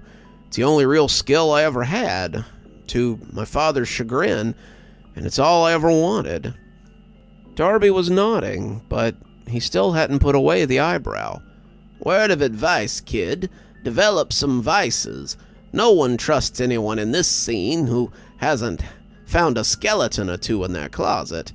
I won't lie, though, it would be nice to have someone on my crew I didn't have to worry about having to bail out of jail for a DUI or crime of a particular nature. I think I'd like to give you a chance, Mr. Grayson." As he spoke, he had been fishing a contract out of his pocket, complete with a fancy silver pen. "That is, if you'd like to have a chance taken on you." Marcus didn't have to think about it very hard, but he made himself slow down before signing his life away. Let me have a look at this, Mr. Wheeler, and I'll bring it by tomorrow if the terms are acceptable." Darby cackled and smacked Marcus on the shoulder. "Not a complete fool, either. Yes, I think we're going to get along very well." He said his goodbyes, leaving Marcus to read over the contract. Marcus, however, could barely contain his excitement. He had done it. He was in. He was going to work with Darby Wheeler. He was going to be the photographer for the events at the Gardenia. He honestly didn't care if this contract indentured him to that crazy old man for the rest of his life, he reflected as he laughed long and hard. He had arrived. His time had come. He was drunk as a lord, and he wasn't sure if he was holding Sandra up or she was holding him up. They had started to take a cab back to his place, but the thought of hearing those whispers for so long ago had sobered him up. He told the cabbie to drop him off at his studio instead. Sandra had laughed. "You sleeping at work now?" she slurred, leaning against him. "Got some new nosy neighbors," he said, sounding unconvincing, even to himself. He invited her in, but she declined, saying that she'd grab a cab home. "I want to get comfy and drink a jug of water, order something greasy from DoorDash, and take either the food or the driver to bed, depending on which one is less greasy," she joked. Marcus paid for the cab, tipping hugely, and waved as she sped off for home. He was through the doors when he remembered the laughter and the creature from earlier. Maybe he should have gone back to his apartment after all, but he would have rather dealt with a whole herd of monsters if it meant he didn't have to hear the voice of his bullies again. He could still feel their hands as they stripped him, the humiliation of being photographed as he lay naked in the dirt, the pain as they beat him. The memories were burning the alcohol out of him, and he stumbled to his office so he could pass out before it was completely gone. When he got there, he was greeted by something that didn't make any sense right away. Someone had torn up the contract that Darby had left him. On the pieces, in what appeared to be red ink, they had written "refused" and "under contract." The words blurred a little as he tried to make sense of them, and the lines kept separating and coming back together as if a drunken mind was trying to force it to make sense. At the bottom, near the signature line, someone had signed Little Marky, and beside it they had written Child Photo Star. Marcus was breathing raggedly, his liquor-soaked brain trying to make it make sense. That's when he heard the laughter. It was louder now, no laugh track from another room, and as Marcus came out of his office, his hands scrambled for something that he could use as a weapon. They found the camera with the cracked lens instead, and Marcus held it to his chest like a talisman as he stepped into the hallway between the studio and the rest of his office. "Who's there?" Marcus asked, his voice sounding far from sure, and when the door to the studio slid open, he heard his teeth chatter. "Marky," came a whisper from the studio, and Marcus felt the hair stand up on the back of his neck. "Who's there?" he bellowed, taking a shaking step towards the door. "Come on, Marky," croaked the rotted voice of his long-ago bully. "Don't keep us waiting. We just want to take a few pictures." He stumbled to the studio, little as he wanted to. Most of the drunken revelry had burned away now, and he was left with only the heavy tar of dread within him. He walked into the studio on legs that weren't his own and found a familiar scene waiting before him. There were 4 mannequins on the stage. 2 of them gathered around a third as the 4th took pictures with a familiar Sesame Street camera. The mannequins were smiling, all but the one on the ground, and Marcus couldn't help but notice that this one was the only one without clothes on as well. The mannequin on the ground wasn't just smiling. He wore an ear-to-ear grin that showed off more teeth than a mannequin had any business to have. "Who's there?" Marcus yelled. When the lights went out, he was left with nothing but his own ragged breathing. Marcus poked his foot around blindly, trying to orient himself as he froze when he heard the sound of scuttling hands and digging claws. Without thinking, he engaged the flash. They were behind the 4 on the stage, their numbers growing like a wave of tar behind it. The collection of creatures seemed endless, a rising tide of tar beings, and Marcus was backtracking at a jog as the flash dissipated and he was left in darkness again. He didn't want to see them, but his mind needed to know. It was like a man in the depths of a cave, lighting matches just to remember what fire looked like. The tide was rising before him, and as the lights went out again, Marcus was sobbing silently from the wall of the studio. He couldn't find the door, he couldn't find an escape, and his mind still screamed to have the flash. It would kill him, he knew this, but he was a creature of the light. He needed to know, even if the knowledge was something he died for. But he pushed back against it. He began to slide along the wall, looking for the door, but he wasn't as careful as he thought. When the camera slipped from his hand, the shatter of breaking glass was coupled with a sudden flash of light. The black wave rolled over him, and as he was pulled beneath it, he heard a syrupy voice that echoed in his pounding head. "Finally, we have someone to properly commemorate our masterpiece."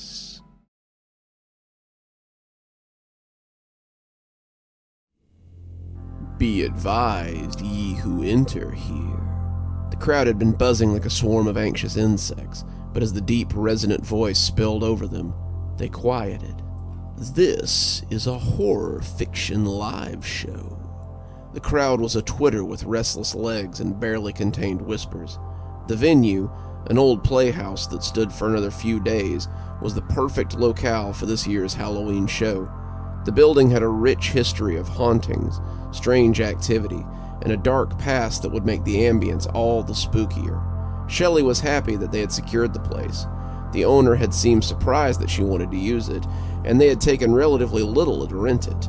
As Tobias sat on stage, Cindy on his left and Lucius on his right, the crowd sat anxiously before them. Shelley knew this was going to be a show to remember.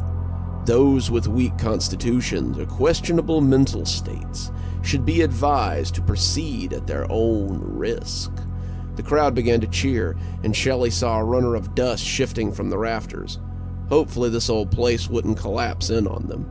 You have been warned. To those who remain, brace yourself for the Sleepless Nights Horror Podcast.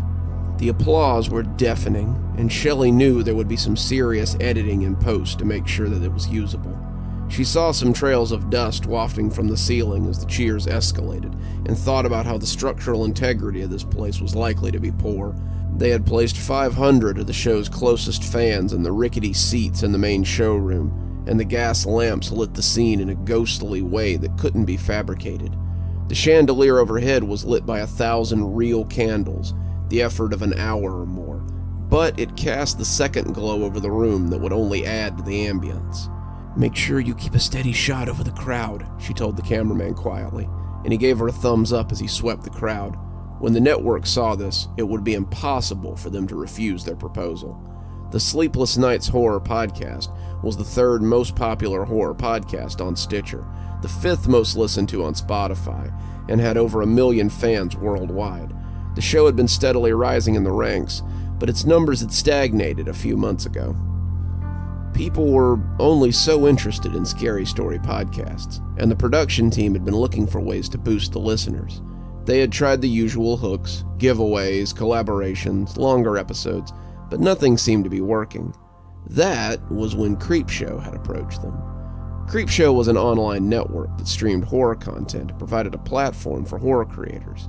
They had been turned down by other narrators and had finally come to see if they could secure the voice and story talent of the Sleepless Nights Horror Podcast.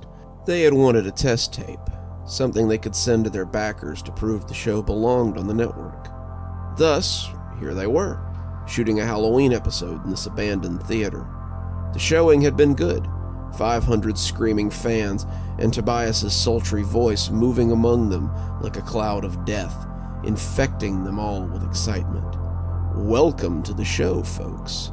I'm your host, Tobias Mons, and I'd like to thank you for joining us tonight. If you're listening from home, then let me just say you're missing a truly creepy experience. We're coming to you live from the Sheridan Theater. This theater has played host to not only many of the greatest musical talents of the last 30 years, but also a host of grisly murders and suicide. The blood has run thick between the boards of this old building, and where better to tell our spooky tales tonight than right here? The audience quieted, settling in for the start of the show. The cameras panned over the crowd of expectant 20-somethings as they spoke in a hush. Shelley glanced over the crowd and had to do a double take when she saw someone standing in the center aisle. She was a lithe little thing, wearing something like a zombie costume, walking up the center stage. Her long, dark hair swayed as she came, and Shelby couldn't help but sigh as she thought, "Crazed fan." Shelby got on the radio to call security to intercept her, but when she glanced back, the girl was gone. Shelley scanned the crowd and found that no one even looked close to the way the girl had. She put it out of her mind as Tobias started his first story. Our first tale is about a man with a dream. He wants to be a ventriloquist, but the dummy he finds is anything but helpful. Submitted for your approval, I give you Wooden Nickel. As he began the story about a possessed puppet, Shelby looked down at the camera display sitting before her. The booth was set up in one of the balconies that overlooked the stage and seats. Each of the other balconies held cameras that caught the scene below from a different angle, and by the end, they would have 3 or 4 different views of the stage. They would edit everything together later, and the results would give them something cool to send to Creepshow. As she watched the camera feeds, one of the upper balcony lights began to wink, casting a flickering eyesore over the stage. Shelley glanced at the upper balcony and saw the can flickering as it hung from the railing. She had the walkie to her lips, trying to route someone up there, when she saw a murky shadow skulking up on the landing in the inky blackness. What the hell was going on up there? Those landings were supposed to be closed off. Some rogue fan would ruin this taping for them, and she took off for the stairs to see who was mucking around. When she found the padlock still on the door, however, Shelley wrinkled her brow and hesitated as she took it off.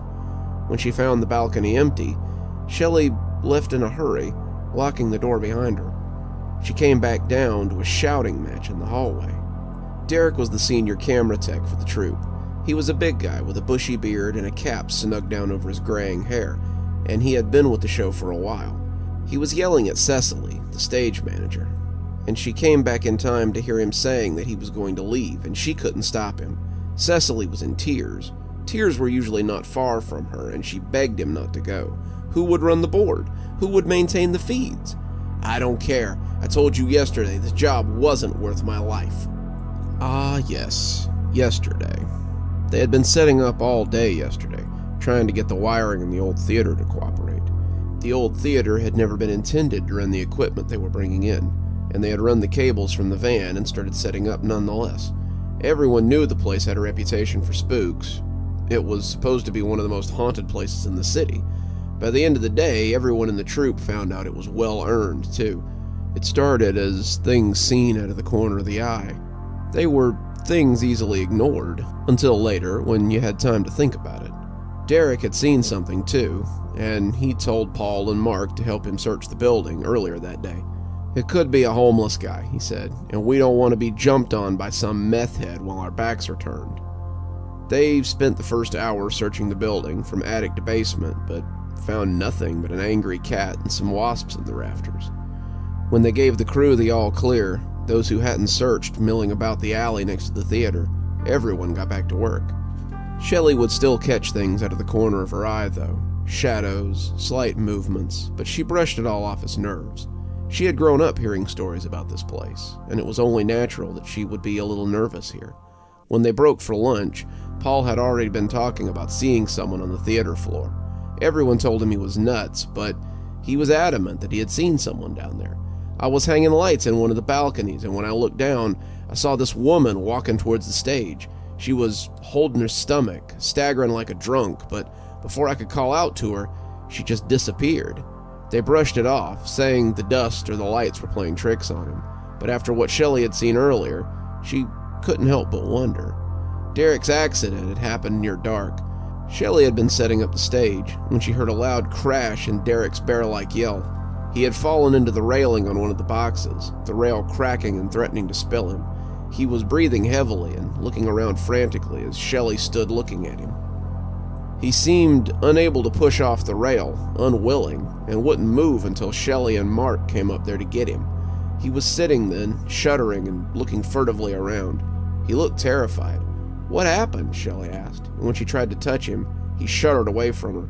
"Someone tried to attack me," he stammered, pointing to the shadow area behind the door of the box. "I turned to leave after setting up the cameras, and it was just standing there on the balcony. I thought it was one of you at first, but it weren't right. It was like a person made out of shadows. It was wearing a suit and a hat, smiling this huge, horrible grin. And then it laughed. It burst out of it, and it came towards me.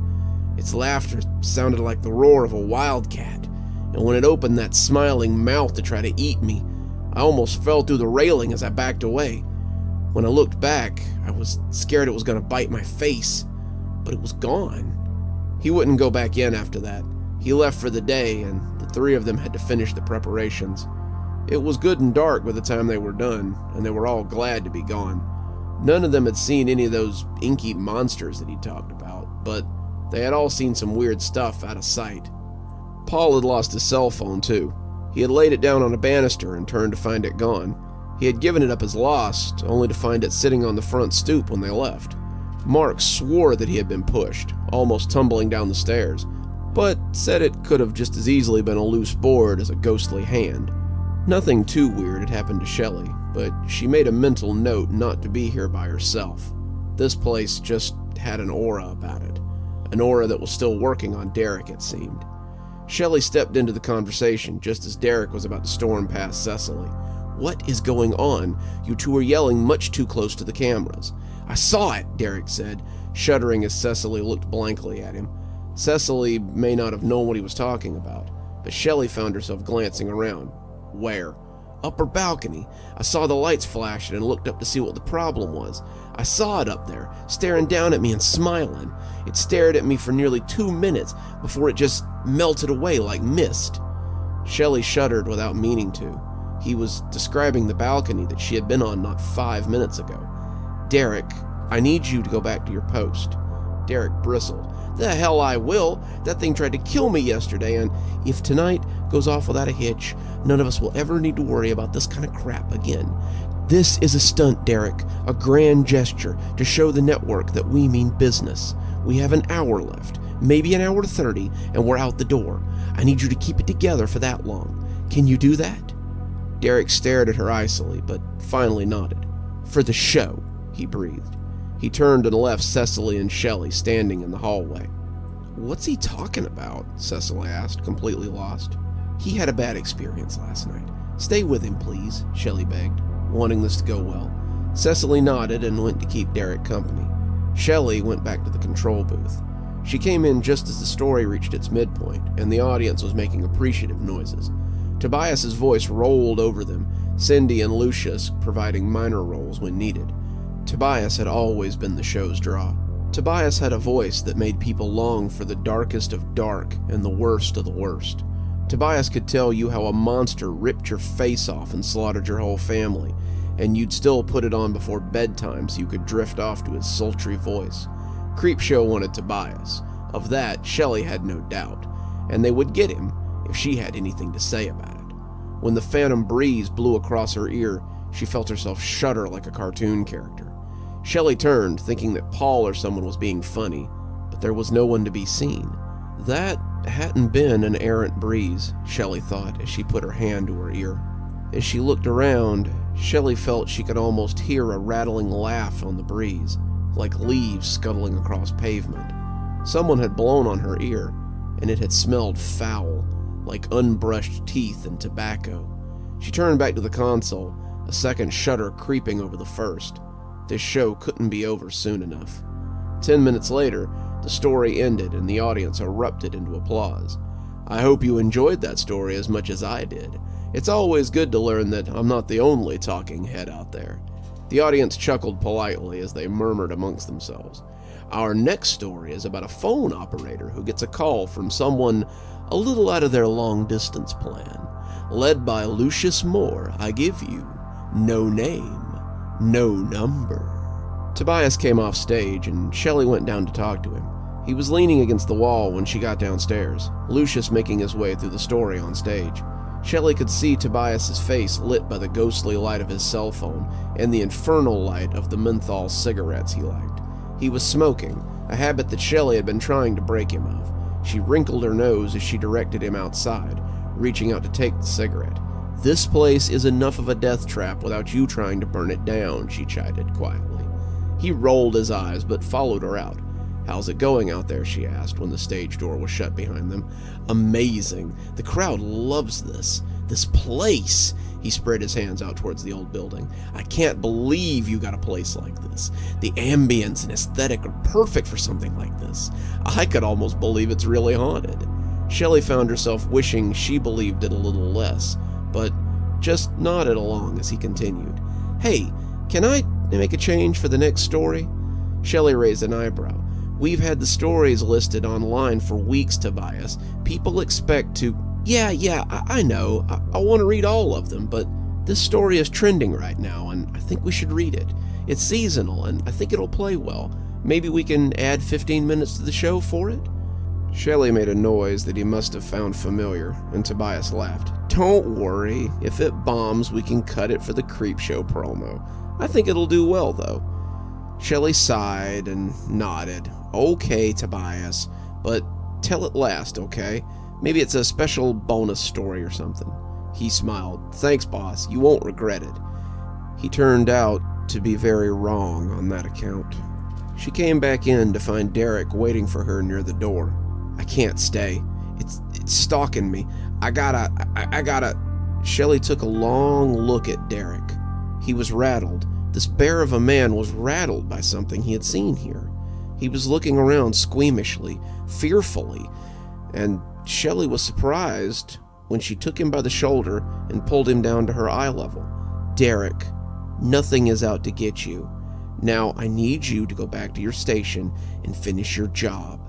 But, she drew his face very close to her. Derek, you're perfectly safe. Now let's go. Shelley walked him back up the stairs, and they found Cecily looking frantically for him. I swear I went to the bathroom for 5 minutes, and when I came back he was gone. Keep an eye on him, Shelley told her, pushing him maybe a little harder than she needed to. Do not let him out of your sight. Cecily nodded, taking Derek by the arm and closing him into the little room he was supposed to be monitoring cameras from. Shelley nodded as she heard the door lock behind them and returned to her duties. She went back downstairs, catching the tail end of the second story and the beginning of the third before stepping outside for a smoke. She may hound Tobias to quit, but her vocal cords weren't the one keeping the channel alive. This whole experience was nerve-wracking as hell. She couldn't imagine having to run another one of these. Luckily, Shelley thought, she wouldn't have to worry about that kind of thing after tonight. Someone else would be responsible for these sorts of things, and Shelley could go back to just managing the show. A sound like long nails on slate turned her, and Shelley found herself looking into the eyeless, smiling face of a horror. It stood in the doorway, its body an undulating spot of human-shaped darkness. Shelley felt the cigarette fall from her numb lips as they made eye contact. What eye contact you could make with a creature that lacked eyes. Was this what Derek had seen? Had this thing lunged at her in a dark theater, Shelley would have never set foot on the grounds again. How Derek had talked himself into returning to this place was beyond her. The creature moved ever so subtly, and Shelley watched the door slam shut in her stunned face. She spent the next few minutes yanking on the door, pounding and screaming to be let in. No one answered, though. So she walked around the building, trying doors and yelling at windows. The windows refused to budge, the doors had zero give, and when Shelley tried to call Derek, Cecily, Paul, or anyone else, the calls went straight to voicemail. What the hell was going on in there? Why wouldn't anyone answer her? Surely someone had to hear her with all the noise she was making. When the screaming started, Shelley turned to the building with a cold dread building in her stomach. The screams didn't last long, though. The screams became a kind of laughing as she sat there listening. She called the police. At least she tried to. The police would come. They had to come. They were the people you called for help. They had to come when you called. Shelley didn't know what the police could do against these smiling, shadowy creatures, but she was certain that it would be more than she could. When 911 went straight to voicemail, Shelley knew that this was something different. That's when she remembered the stream. Maybe if she could bring it up, Shelley could find out what was going on inside. If nothing else, maybe she could find some way to fix it. She went to the van and opened her laptop, tapping into the stream easily enough. There was a 10 to 15 minute delay in the video, and perhaps she could use it to see what was happening inside. She saw Erutious finishing his story, and heard the applause as the camera swept to catch Tobias returning to the stage. Thank you, Erutious. What a great story. We've got a special story for you next. One about a perfect audience who seems like just what this comedian's looking for. It's not that hard to imagine such an audience if I try. The audience laughed, but some of it sounded a little strange as it rolled from her speakers. The cameras panned over them, and Shelley could swear she saw some pockets of darkness amongst the crowd. People-shaped things, like the ones that had closed the door, but they were smiling 2 wide smiles and laughing like loons. This next tale is called The Perfect Audience, and it will be read by yours truly, me. He began the story, and Shelley almost imagined she could hear the door slam in the background. He had just gotten started when Shelley heard the strange, canned laughter crackle from the speakers. It was quiet, background noise, the kind of laughter you hear on a sitcom, but she could hear it under the words as Tobias read on. Someone made a shushing sound, but whoever was laughing seemed to ignore them. The camera was on Tobias as he read, the ambient music they always used playing over the speakers. Shelley could still hear that laughter, though, and she wished the camera would pan over again and give her another look at the audience. After a few minutes, Tobias seemed to get distracted. "Okay, guys, let's have some quiet so I can tell the story." He started again, but the laughter had grown. It was odd, hearing it now as it bubbled from the windows, and hearing it there as it barely began. Was this how Cassandra had felt, knowing what horrors were to come, but being helpless to stop them? One of the cameras fell forward then, and Shelley could hear the operator trying to stop himself from snickering. His loud chuckles cut through Tobias's story, and the feed on that camera suddenly went out. The other two cameras were still pointed at Tobias, no one having noticed the operator's laughing fit, and Shelley could still hear the audience chuckling below their sightline. Tobias tried to soldier on, but the laughter became louder, if not lustier. The laughter never rose above that canned alien chuckle, but it seemed to envelop everything it touched. Tobias cleared his throat, Shelley's mind allowing her a vision of his ordinarily placid face glaring over the crowd. Tobias hated to be interrupted, something not many people knew, and she could imagine that he was fuming. "Okay, that's enough. If you're not going to settle down, I'm going to have security removed." But the laughter was getting closer. Shelley could see the crowd swelling with it as it made its way through it like a sickness. Though it stayed at that same monotonous tone, it grew in volume. You could hear Tobias's frustration turning into fear as it rolled on like a wave. The crowd came up just under the sightline, and Shelley could see them beginning to pool at the edges of the stage. The low light hid their faces, but her imagination treated her to a brief glance at the inky black faces and two big teeth of the creatures that she had seen. "Call security. Where's my manager? I need security here right..." But he stopped talking as Lucius began to chuckle. Lucius's mic crackled as he put his hand against it, but Shelley heard Tobias's gasp as the air cut harshly across his own mic. Tobias stood up, turning to Lucius as Cindy screeched in terror. Lucius kept laughing, chuckling as he fell from his chair and his legs bucked against the stage. Cindy was breathing heavily, asking Tobias what was going on, but Tobias wasn't sure. The two of them were moving, trying to get off the stage, but the chuckling audience was all around them now. The monotonous laughter was burrowing into Shelley's skull, and she felt a little like laughing herself. It was infectious. It was terrifying. It was devoid of all mirth or real joy, and was simply the sound of somebody rumbling their laughter for no better reason than to hear it. It sounded like the kind of laughter you heard in an insane asylum. It sounded like the kind of laughter you heard in hell. She could hear the broad tide of laughter that surged through the old building and out onto the street. Shelley began to wonder if this was the purpose of the building. Was it to house these things? They had seen them moving just outside their vision, but no one had questioned why the beasts were there. They were ghosts, after all. The spooky ambience was what they were here for. Despite Derek almost getting hurt, and despite all the craziness that had befallen them, Shelley had pushed forward with this. When she heard Tobias start to laugh through his fear, his laughter high and pealing before it became that monotonous canned sound, Shelley realized just how responsible she was. By the time the cameras cut out, the operators falling into fits of laughter, she closed the laptop and sobbed impotently. The police found her at a bar up the street a few hours later. They had been receiving calls after the cast had stopped and gone to investigate. They found everyone inside dead. They had asphyxiated, it appeared, but no sign of foul play could be determined.